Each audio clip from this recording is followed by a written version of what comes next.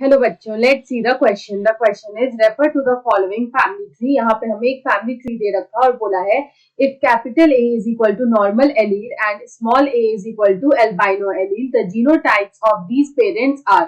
यहाँ पे बोल रहा है जो कैपिटल ए है वो हमें नॉर्मल एलील को शो कर रहा है और जो स्मॉल ए है वो हमें एल्बाइनो एलील को शो कर रहा है। तो यहाँ पे जो पेरेंट्स है यानी कि ये जो फादर और मदर है इनका जीनोटाइप्स क्या होगा। तो एक साइड पे हमें फादर का जीनोटाइप दे रखा और एक साइड पे हमें मदर का जीनोटाइप दे रखा और जो करेक्ट आंसर है वो हमें सेलेक्ट करना है। तो यहाँ पे हम लोग सबसे पहले लिखेंगे इस क्वेश्चन का की कंसेप्ट। तो यहाँ पे की कंसेप्ट में बात करेंगे हम लोग about albinism.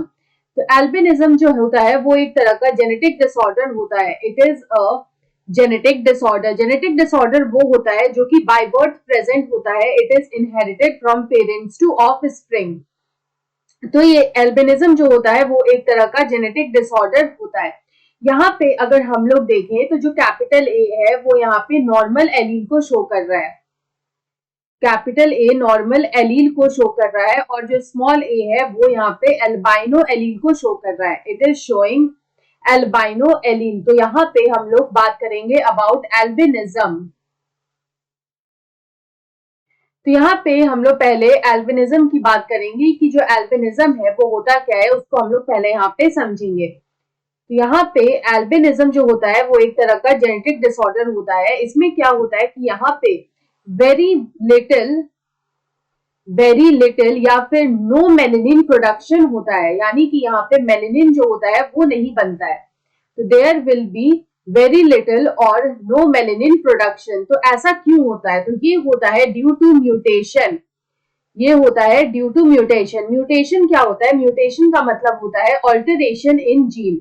Mutation means alteration in gene. अगर किसी भी जीन में चेंजेस हो गए या उसमें ऑल्टरेशन हो जाएगा तो उसी को हम लोग बोलेंगे mutation.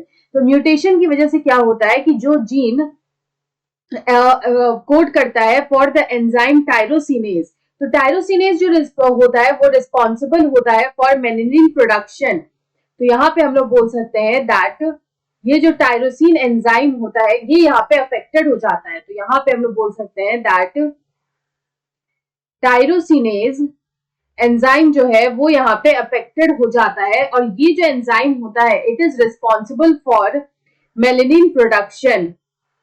It is responsible for melanin production. ये बॉडी में हमारे मेलेनिन प्रोडक्शन के लिए रिस्पॉन्सिबल होता है। तो मेलेनिन का काम क्या होता है कि वो हमारे स्किन और हेयर को और अफेक्ट करता है। तो यहाँ पे हम लोग बोल सकते हैं दैट ये जो टायरोसिनेज एंजाइम होता है it is responsible for melanin production.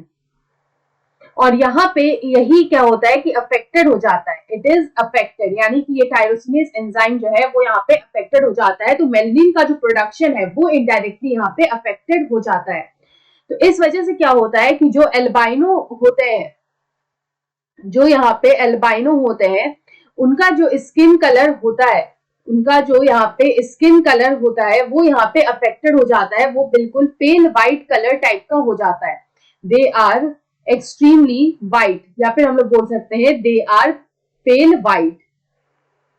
तो इस तरह के कंडीशन को हम लोग बोलेंगे एल्बिनिज्म और इस तरह के एलील को बोलते हैं एल्बाइनो एलील। तो यहाँ पे हम देख सकते हैं अगर हम लोग यहाँ पे क्रॉस की बात करें तो यहाँ पे जो हमें दे रखा है फादर और मदर का, तो फादर और मदर नॉर्मल है। तो यहाँ पे अगर हम लोग देखें तो फादर भी नॉर्मल है और मदर भी नॉर्मल है। अगर यहाँ पे दोनों नॉर्मल है तो उनका एक किड अगर उनका एक चाइल्ड एल्बाइनो है तो एल्बाइनो के लिए क्या कंडीशन होती है? तो अगर यहाँ पे for the child to be albino, यहाँ पे जो एलील प्रेजेंट होगा वो होगा स्मॉल ए, क्योंकि यहाँ पे जो स्मॉल ए है वो एल्बाइनो एलील है। तो अगर यहाँ पे स्मॉल ए होमोजाइगस कंडीशन में प्रेजेंट होगा, अगर ये होमोजाइगस कंडीशन में प्रेजेंट होगा तब यहाँ पे जो है कि एल्बाइनो कंडीशन रिफ्लेक्ट होगा।